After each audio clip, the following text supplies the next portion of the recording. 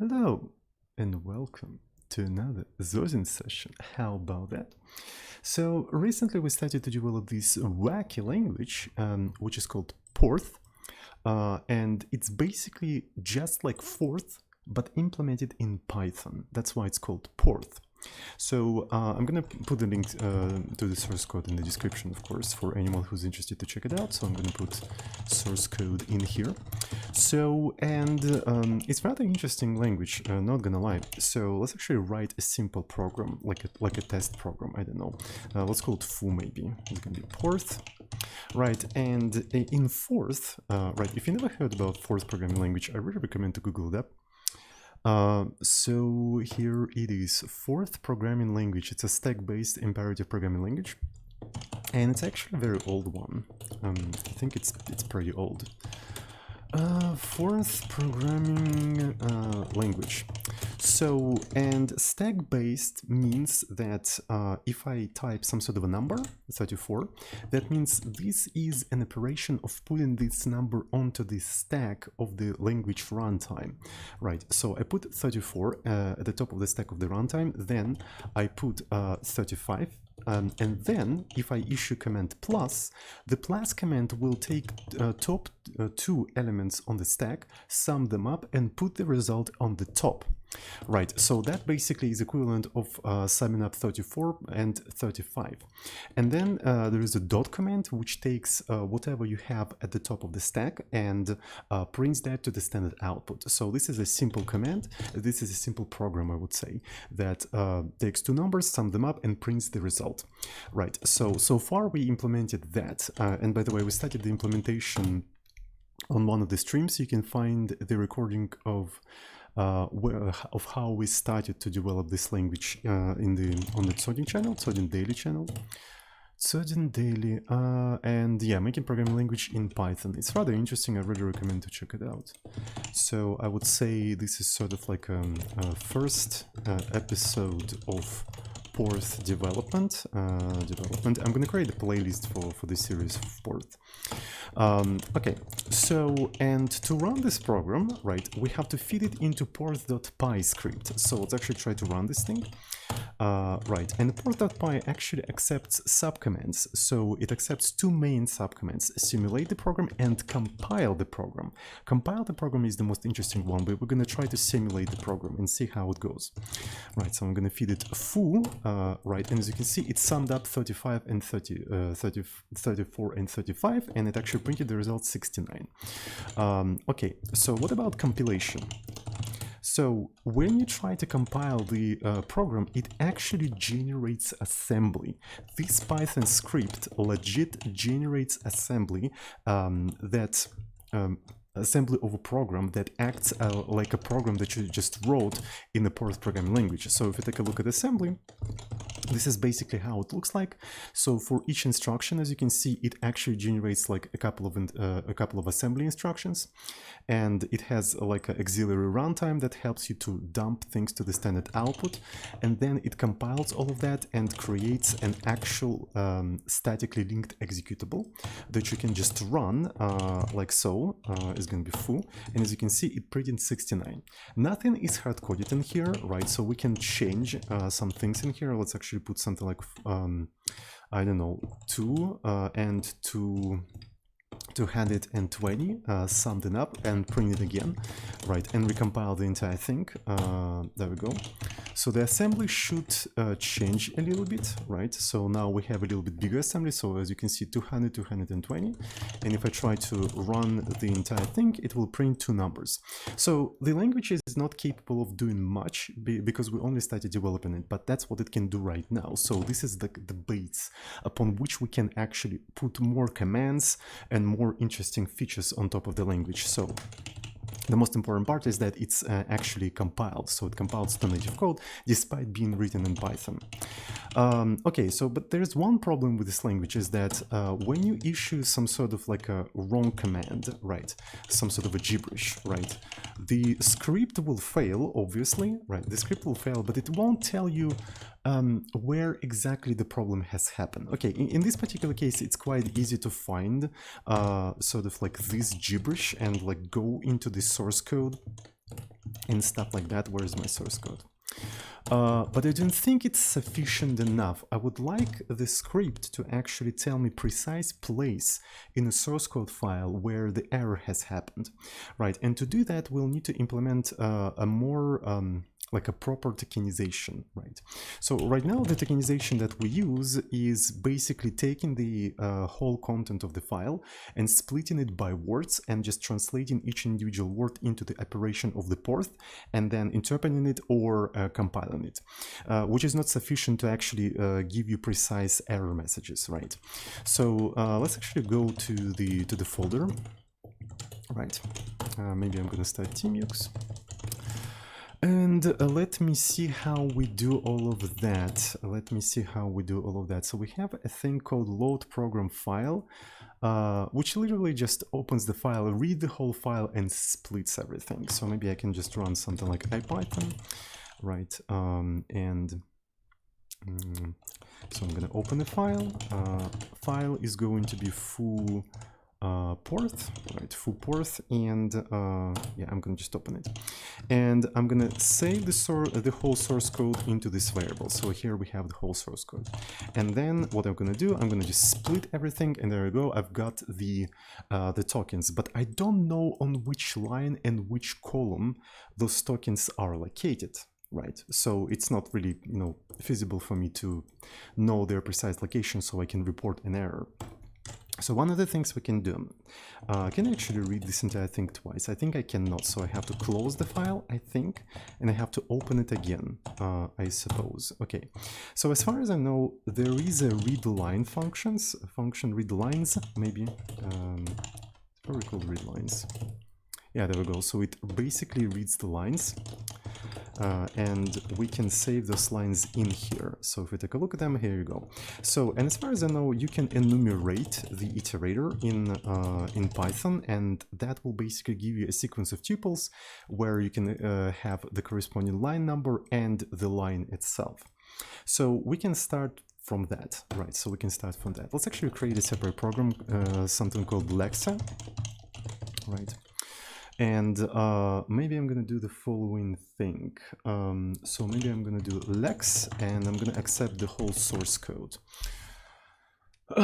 So let me think. So maybe I need to do lex file, right? Lex file.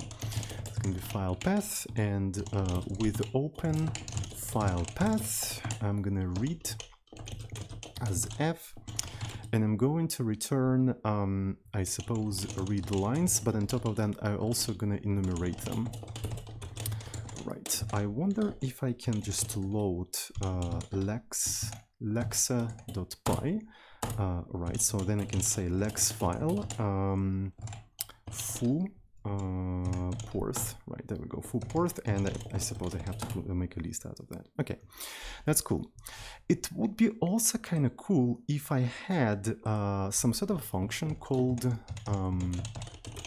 lex line, which would accept a line, right? It would accept a line, and then also return a sequence of tokens, actually pairs, where the first element is going to be the column where the token starts, like 0 in this case, and the token itself, right?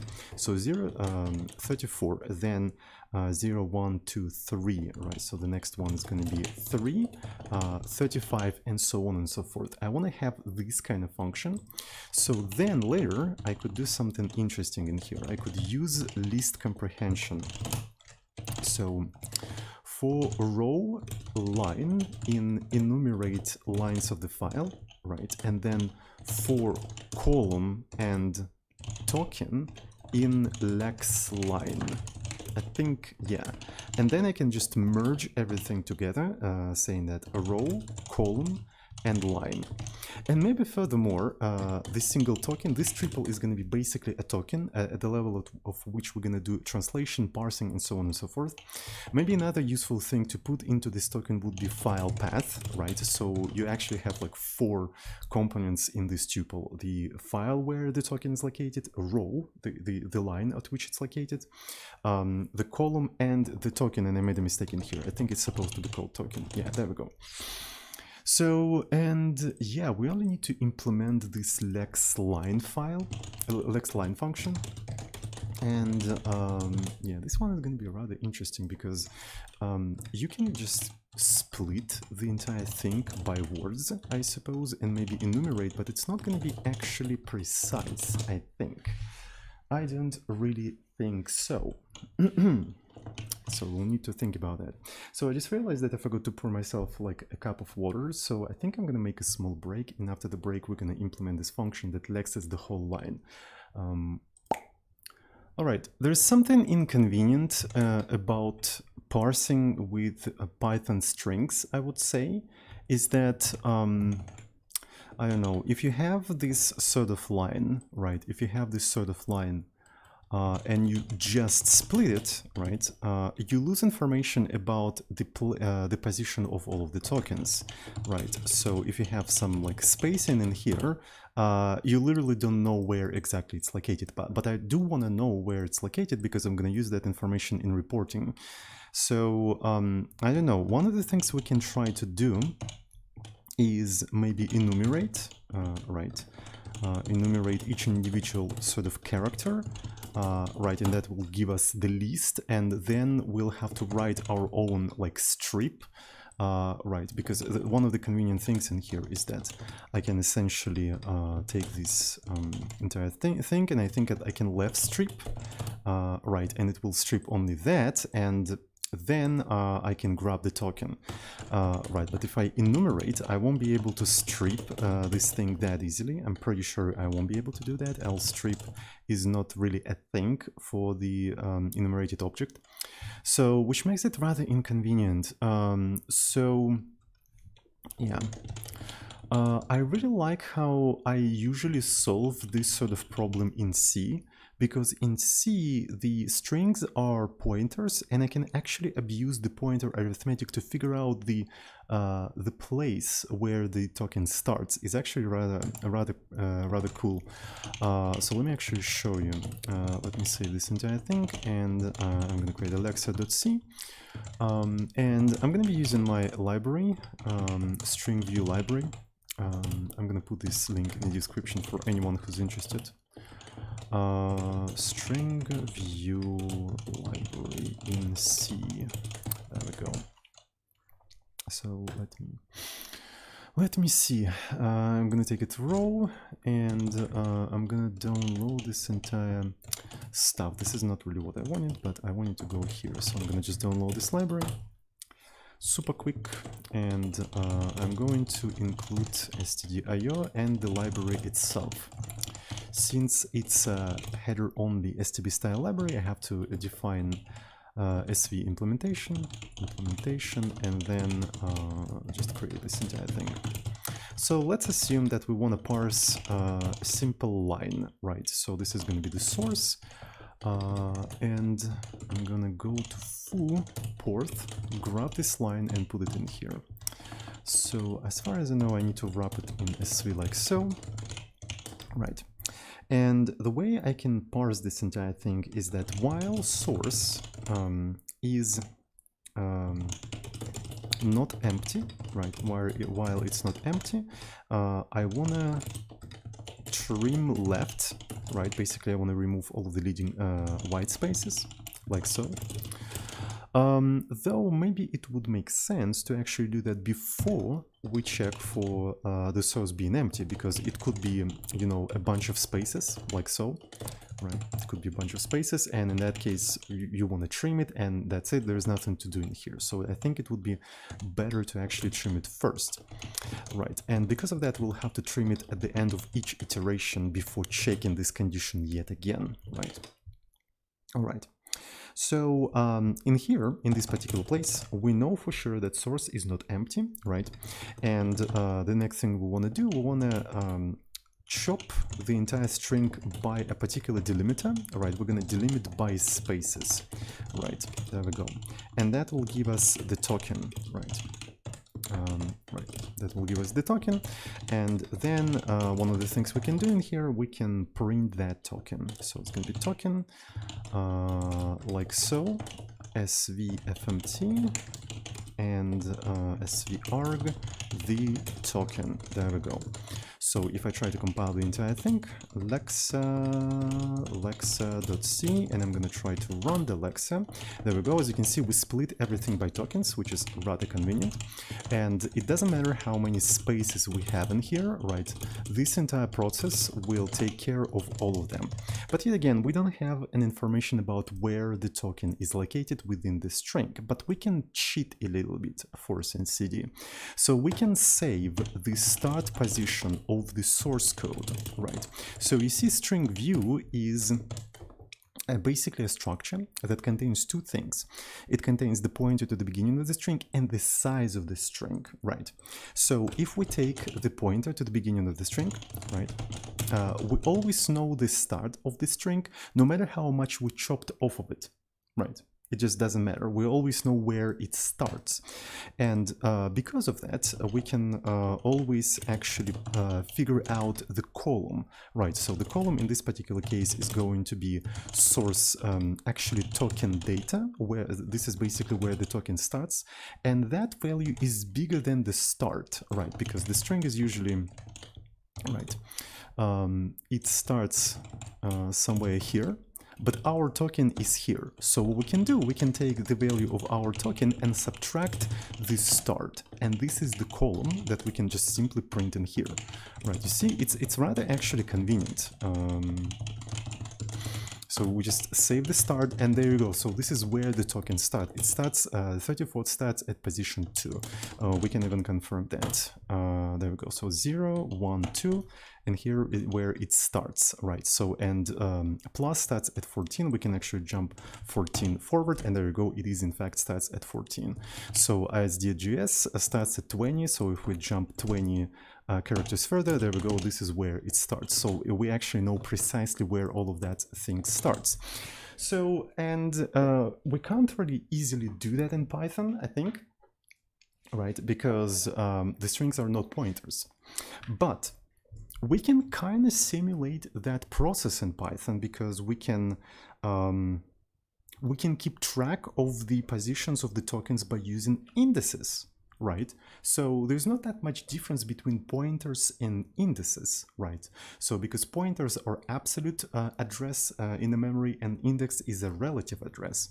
So in case of Python, we essentially can replace the you know, absolute addresses to relative ones and start using indices. So I think that's going to be the idea in here. So we're going to try to simulate this process in Python. I think it's going to be rather interesting. All right, let's go back to Python. So lexa.py, and I suppose instead of like chopping around this line, we're going to be basically keeping track of the column, right? Initially, it's going to be 0. And while column is less than the length of the line, right? We're going to be advancing it or something like that. It would be nice to actually have some sort of a function that allows us to strip the spaces and return the position of the column after the last white space, right? So essentially, if I have something like this, I suppose, right? So, and column points at here, right? So this is the column. I want a function that accepts the whole string and the column and returns me the position where, you know, the token starts, where the first non-space character. So let me think. How should we call that? Let's call it strip. Strip column. Is that a good name for that? I'm not sure about that, right? Strip column. Okay, so this thing is going to accept the line, and then it's going to accept the column, and essentially it will try to search for the first non-white space character. I wonder if there is a way in Python to do that.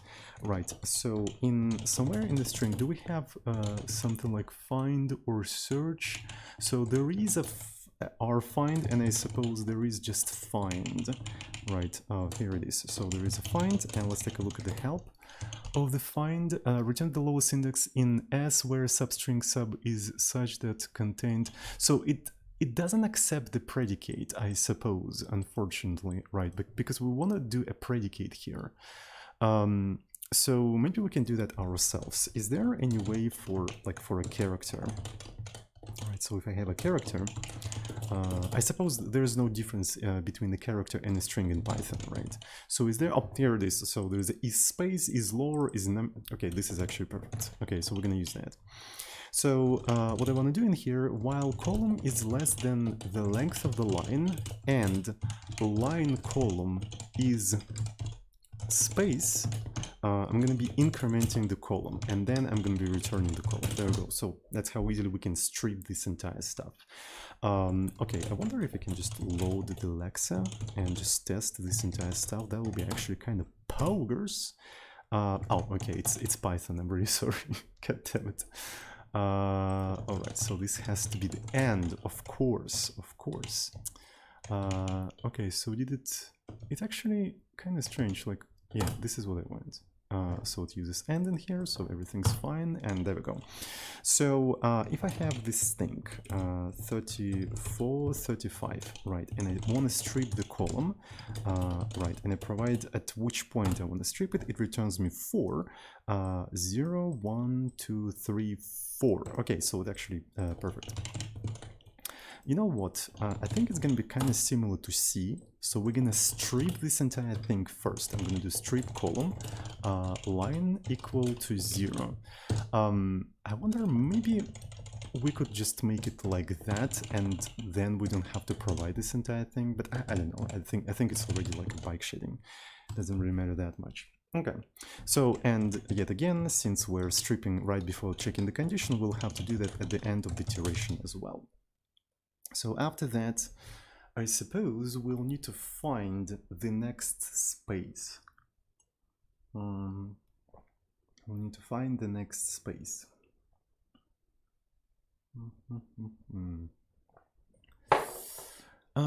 Okay, so maybe we can just use that find thingy that we saw.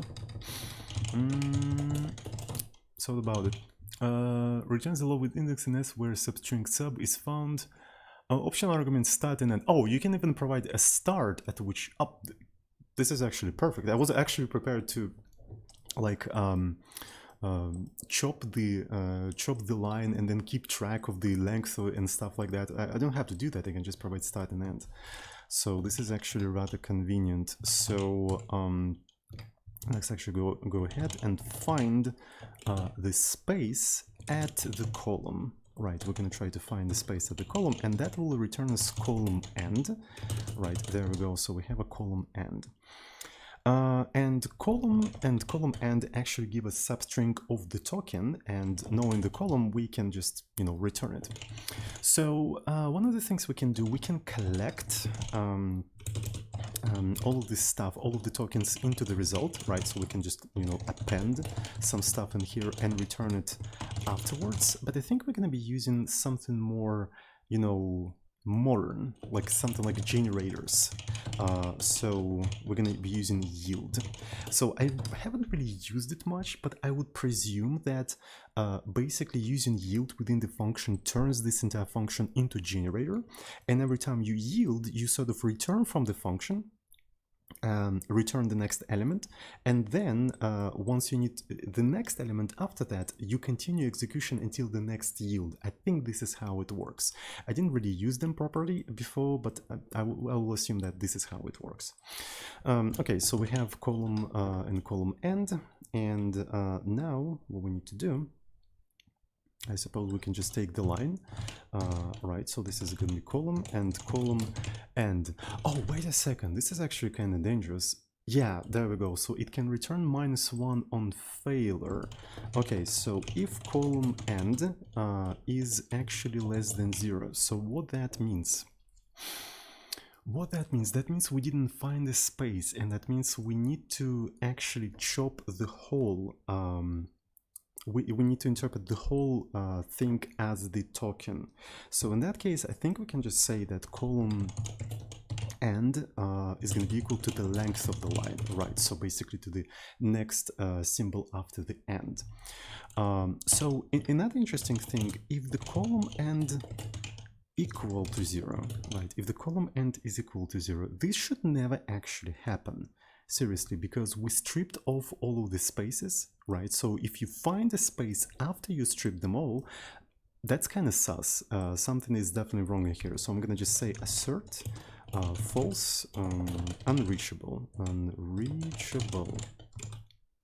strip column must ensure that this never happens. If that happens, it's a bug of strip column, right? Straight up.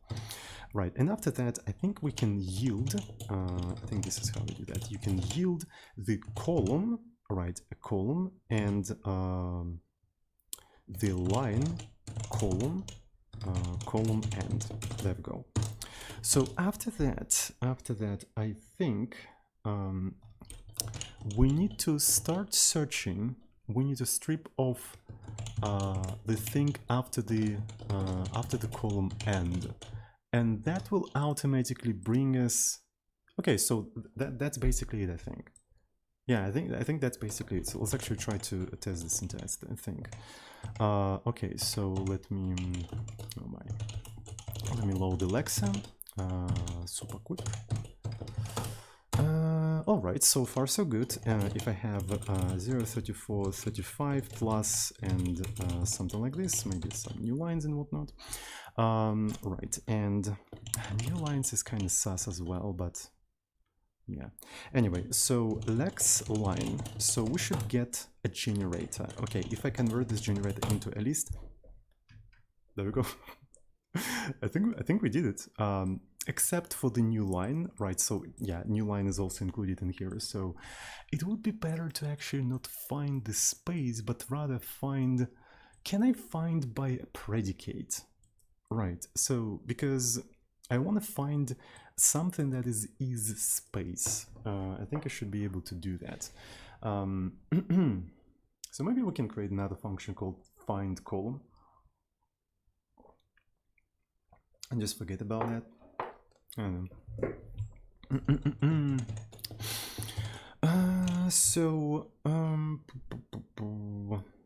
So if we're gonna do find column, we might as well actually take into account this situation and essentially never return -1, so you don't have to worry about that. That would be actually kind of cool.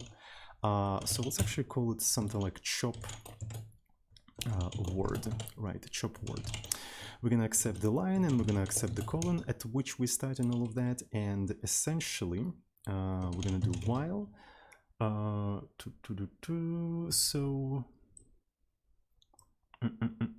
so the name chop word is not particularly great one, but I'm gonna stick with it for now. So column, while column is less than the line, right? And line column is space, actually not space. We're gonna keep increment. This is literally the same function, except this thing is negated. Okay, so maybe we could somehow you know, consolidate all of that into a higher level function, something like maybe find column, if you know what I'm talking about, where I could provide the line, the start, let's actually call it start, and the predicate, right? If there is already a function that does that thing for me in Python, please let me know in the comments, because I couldn't be bothered to Google it right now, right? Because there's so many functions and it's just like easier for me to implement it myself right now. So I'm gonna do it like this. Okay, while column is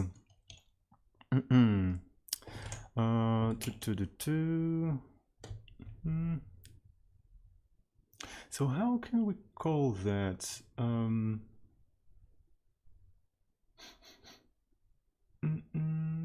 Okay, so I think it's gonna be fine. While column less than line and predicate, right? Predicate line column not, right? We're gonna be incrementing this thing, and then we're gonna just return the column. So I suppose now if we want to strip this entire thing, right, we're going to do find column line 0 and the predicate is going to be lambda x. So x not space, right? So basically it will advance the column while it's not a space until it's not a space, right? Yeah, there we go. So that makes sense, I suppose. And then here we're gonna be advancing this entire thing until it becomes a space. And if we reach the end, it will return you the length, so you never actually have to do any of this stuff. Okay, that simplifies everything. Okay, I like that. So yep, that's actually perfect. All right, we'll see if it works or not.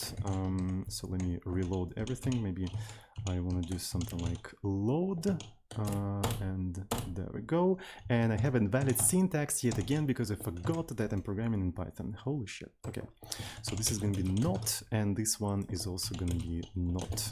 I hope I didn't make any logical mistakes in here. All right, I really like that it's way simpler than it was before. So it's going to be load, next load, there we go, lex line 34, 35 dot, and let's take a look at the list of this entire thing, and local variable column, reference before assignment. Nice. This is because I renamed it to start. Yep. There we go. Come on. This is actually really inconvenient that in the history I cannot just maybe I'm doing that incorrectly. I don't know. Lex line. I'm not really familiar with IPython, so I don't really know if I'm using it correctly. Okay, so and we stuck. That's pretty cool. I really like that. Apparently we in fact stuck. Alright, so I made a logical mistake somewhere, so let me make a small break, and after the break I'm gonna try to find the logical mistake. Alright, I can already clearly see the problem.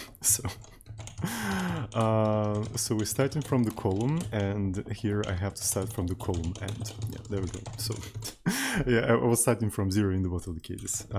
Alright, let's try to reload the entire thing, and lex line, hopefully now it will work. And now, as you can see, it works, and if I put some sort of like a new line in here, it doesn't matter. Okay, that's cool.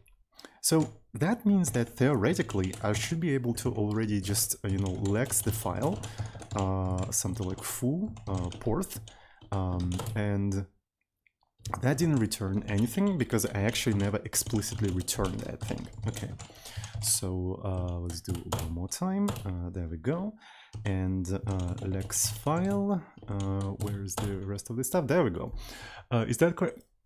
This is perfectly correct. Would you look at that? So here is the file path, here is the line, and here is the column. So if I have like several of them in here, let me actually see. Foo porth, I mean several lines, something like this. Will that work? It works. So this is the 0th line, then this is the 5th line. Okay, so there we go. We have a proper tokenization that we can use for reporting errors and stuff. Okay, so let me actually try to integrate that, I suppose. So we have a lex file, and we'll have to call that thing. Okay, so I'm gonna just copy paste this entire stuff into here. There we go. And what we do in here, we load program from file. I suppose the easiest thing for me would be to lex file file path, and then essentially, yeah, I think I can do it like that. I can remove this entire thing, return, so this one is going to be token, for token in lex file, file path. So, and here we're going to call it parse token as operation, parse word. So I'm going to rename it to parse token, and this one is going to be also token. Okay.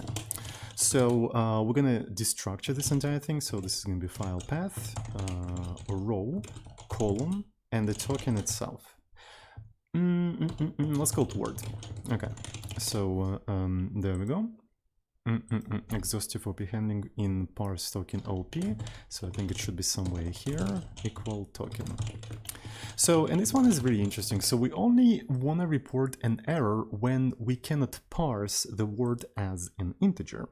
So I suppose because of that, we'll have to sort of catch the exception that is thrown by the int function. Right, that's what we'll have to do. So let's actually see what kind of exception is thrown there. Lexa is not really needed anymore, so I'm going to actually remove the entire thing. All of that is not needed, and let me remove that as well. Okay, so this is going to be Porth, and I'm going to simulate for full Porth. There we go. So invalid int. It's a value error. Okay, so I don't remember how to work with exceptions in Python, so I'm gonna just, you know, try things until they work. So catch except. Yeah, there we go. I think this is how we do that. Except. What was that? A value error. I think I'll have to Google that. I'm pretty sure I'll have to Google that. So, and the way I want to report this entire thing actually is rather interesting. I want to do it like this. Oh yeah, this is a Python 3. I keep forgetting that it's a Python 3. So here we're going to have a file path, then we're going to have a column, and then, not column, row, and then the column, and then the error message, right? So this is how I want it to be. So then I just provide all of the necessary stuff, file path, row, column, and I suppose now we need to extract the message from the exception. Okay, I'm gonna just Google that, Python catch exception, right? Because I don't know how to program in Python, don't judge me, okay? So I'm a stupid C developer, what do you want from me? All right. So accept value error, but how can I get the actual message out of that? That would be actually kind of cool. So we can do as error, right? And how do I get the message yet again? Okay, so I can do as error. And can I just do something like this? That would be actually kind of cool, I think. And after that, of course, I want to like exit one. That's what I want to do in here. Okay, so that's actually pretty cool. Yeah, there we go. This is precisely what I wanted. And it points precisely at the error. So if I move this entire thing somewhere here, right, it will, yeah, there we go. It kind of worked. I think I know what is going on here. So essentially Emacs couldn't figure out whether the error reporting is 0 based or 1 based, so it assumed it's 1 based. But 5th line is actually correct in here. So 0, 1, 2, 3, 4, 5, and the column is 8. 1, 2, 3, 4, 5, 6, 7, 8. There we go. So it's actually reported everything correctly. So the way Emacs works, if it sees 0, it assumes that the error reporting is 0 based. If it doesn't see the 0, it assumes that error reporting is 1 based, which is kind of dumb. But you know, there's a lot of discrepancy between different tools. Some tools report you know, lines 0 based. Some of them report 1 based, and it's just like, you know, Emacs developers do what they can with what they have, essentially. But yeah, so now we're capable of reporting like a proper locations of errors, and that was not that hard actually. So the entire lexing is essentially 17 lines of code, and that's pretty poug, not gonna lie, that's pretty poug. So let's do a committee, I suppose, and maybe even pushy.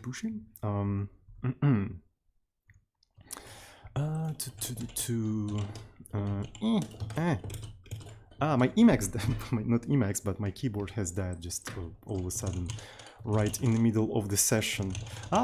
Just a second, I'm gonna fix my keyboard. Okay, so it do be like that sometimes.